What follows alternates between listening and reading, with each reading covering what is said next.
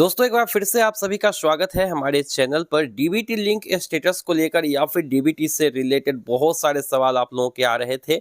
हालांकि मैंने आप लोगों के सारे सवाल के कमेंट्स में रिप्लाई ज़रूर किए हैं, लेकिन हो सकता है कि ये जो सवाल है वो और भी लोगों के हो।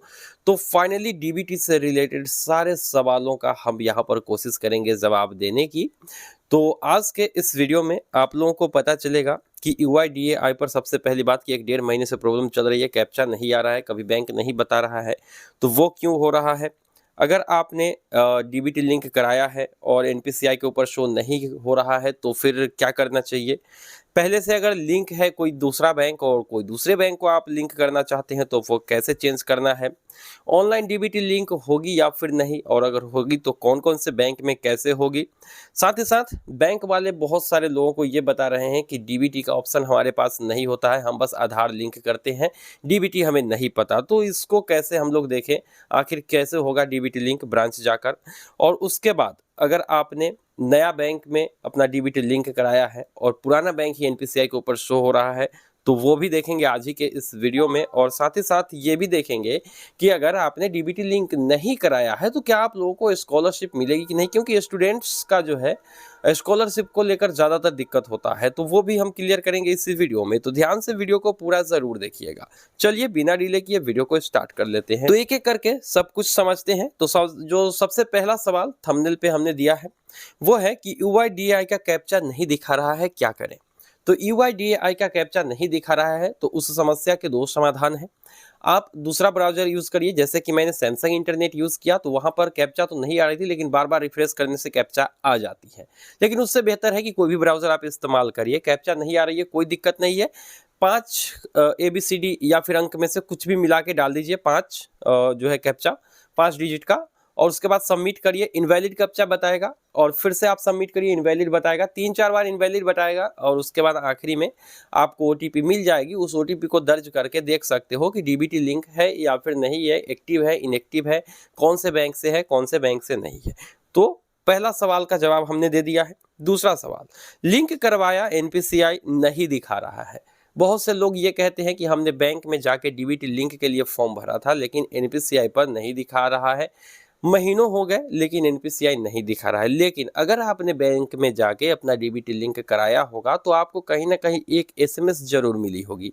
अगर बैंक में रजिस्टर नंबर पर एसएमएस आ चुकी है तो एनपीसीआई दिखाए ना दिखाए कोई फर्क नहीं पड़ता है, क्योंकि एनपीसीआई जो है वो डाटा महीनों तक अपडेट नहीं करती है। एग्जाम्पल के तौर पर अगर हम आपको बताएं तो आधार यूपीआई की फीचर 3-4 नए बैंक में आ चुके हैं, जिसमें से union bank of India, Indian bank है, और एक है आपका बड़ौदा राजस्थान क्षेत्रीय ग्रामीण बैंक, और बड़ौदा गुजरात ग्रामीण बैंक। ये 4 बैंक है जिसमें 1-1.5 महीना पहले ही आया था, लेकिन अभी तक एनपीसीआई के वेबसाइट पे ये अपडेट नहीं हुआ है।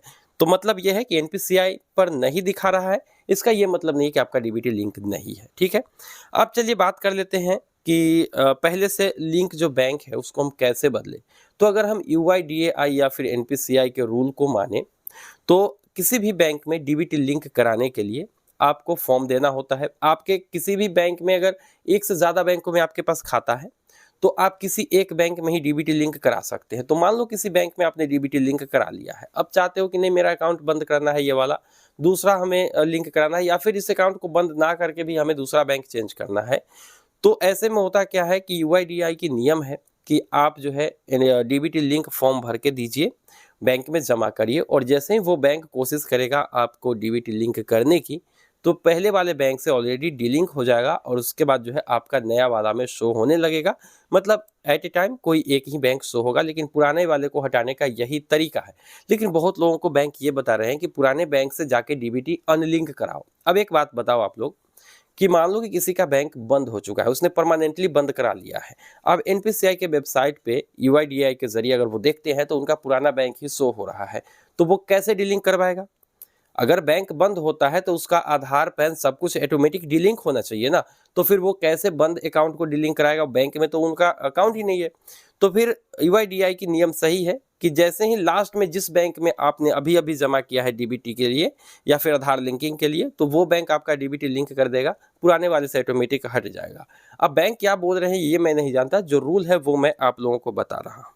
अब सवाल उठता है ये कि हम ऑनलाइन डीबीटी लिंक कैसे करें। तो देखिए, डीबीटी लिंक या फिर आधार लिंकिंग, अगर आप बैंक, बहुत सारे ऐसे बैंक हैं जो कि डीबीटी लिंक की फैसिलिटी आपको ऑनलाइन देते हैं। जैसे बैंक ऑफ बड़ौदा की माने तो बैंक ऑफ बड़ौदा में जब आप अपना आधार लिंक करने जाते हो ऑनलाइन, तो वहाँ पर आपको 3 ऑप्शन मिलते हैं, जिसमें एक डीबीटी के लिए भी होता है। उस ऑप्शन को सिलेक्ट करके अगर आप सबमिट करते हो तो बैंक ऑफ बड़ौदा में आपका डीबीटी के लिए लिंक हो जाना चाहिए, क्योंकि आपने उस ऑप्शन को सिलेक्ट किया है। अगर नॉर्मली आप केवाईसी के लिए आधार पैन देते हो तो सिर्फ केवाईसी होकर आधार से रह जाएगी, आधार लिंक नहीं होगा खाते से। लेकिन आधार लिंक जब हो जाती है तो फिर आपका जो है डीबीटी लिंक हो ही जाता है जब बैंक करती है तो। लेकिन बहुत सारे केसेस में ऐसा होता है कि जैसे बैंक ऑफ बड़ौदा ही ये फीचर दे रही है, लेकिन बहुत से लोगों का लिंक भी नहीं शो होता है एनपीसीआई के ऊपर। तो एनपीसीआई के ऊपर शो हो ना हो कोई फ़र्क नहीं पड़ता है। मैंने पहले ही कहा आप लोगों को कि वो डाटा अपडेट नहीं करती है। अगर आपने दे दिया है, आपको मैसेज मिल गया है, तो आप निश्चिंत रहिए। अब बात कर लेते हैं कि बैंक वाले को पता ही नहीं है कि डीबीटी लिंक होता क्या है और उनको ऑप्शन ही नहीं मिलती है। तो ये बात बैंक वाले बिल्कुल सही बोल रहे हैं, क्योंकि कॉरपोरेशन बैंक जो कि अभी मर्ज हो चुका है शायद यूनियन बैंक में, तो वहाँ पर भी मेरा अकाउंट था, तो मैंने वहाँ पर चेंज कराने की कोशिश करी, तो उन्होंने कहा कि हमने तो यहाँ से आधार लिंक कर दिया है। मैंने कहा कि डीबीटी लिंक किया कि नहीं, तो उन्होंने कहा कि मुझे डीबीटी का कोई ऑप्शन नहीं मिलता है। तो वाकई में बैंक वालों के पास डीबीटी का ऑप्शन अलग से नहीं होता है। वो आधार को जब लिंक करते हैं ना, तो वहीं जैसे खाते से आपका आधार लिंक जब हो जाता है, सिर्फ केवाईसी की बात नहीं कर रहे हैं। आधार अगर आपने बैंक में दिया है केवाईसी के लिए तो उससे सिर्फ केवाईसी होगी। लेकिन आधार लिंकिंग जो होता है ना, बैंक अगर कर देती है तो आप निश्चिंत रहिए। जैसे ही बैंक आपको बोल देता है कि आपका आधार लिंक है, तो इसका मतलब है कि आप एक बार चेक करिए। जैसे बैंकों में आधार यूपीआई आई है, तो आधार यूपीआई सेलेक्ट करके देखिए कि वहाँ पर आपका आधार से पिन बन रहा है यूपीआई का, नहीं तो वो हो गया चेक करने का तरीका। दूसरी बात कि आप एईपीएस यानी कि कहीं पर भी अंगूठा लगाकर पैसे निकाल के चेक कर लीजिए। अगर अंगूठा से पैसा निकल रहा है तो आपका बैंक में आधार लिंक है, आपको डीबीटी आने में कोई भी दिक्कत कभी भी नहीं होगी। किसी न किसी बैंक में, जितने बैंकों में से आप अंगूठा निकाल रहे हो, किसी न किसी बैंक में आपका आ जाएगा। और रही बात, अगर आप स्कॉलरशिप भरना चाहते हो, स्कॉलरशिप भर चुके हो और वहाँ पर अगर आपने कोई बैंक अकाउंट दिया है, तो आपका जो पैसा है वो उसी बैंक अकाउंट में जाएगा। डीबीटी लिंक हो ना हो उतना फ़र्क नहीं पड़ता है, क्योंकि बहुत सारे हमारे एरिया में बहुत सारे ऐसे स्टूडेंट्स हैं जिनका छात्रवृत्ति अभी मिला है 10th पास और इंटर पास के बाद, और उनका डीबीटी लिंक नहीं है और उनके खाते में पैसे आ चुके हैं।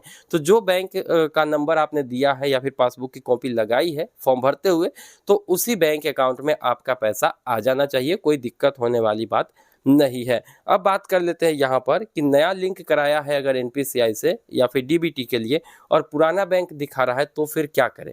तो पहले वाला बैंक दिखा रहा है और नया में आपने फॉर्म दे दिया है, आपको मैसेज वगैरह मिल गया है, तो आप निश्चिंत रहिए, बेफिक्र रहिए, आपको कोई दिक्कत नहीं होगी। एनपीसीआई डाटा अपडेट नहीं करता है, मैं बार बार कह रहा हूँ, मैंने बहुत दिनों से इस चीज़ को क्लियर किया है और तब मैं आप लोगों को बता रहा हूँ। तो एनपीसीआई जल्दी डाटा अपडेट नहीं करती, हो सकता है जल्दी से अपडेट भी कर दे या फिर ना करे। आपने जब करा लिया है, आपको एसएमएस वेरिफिकेशन मिल चुका है, तो फिर आप निश्चिंत हो जाइए, कोई दिक्कत वाली बात नहीं है।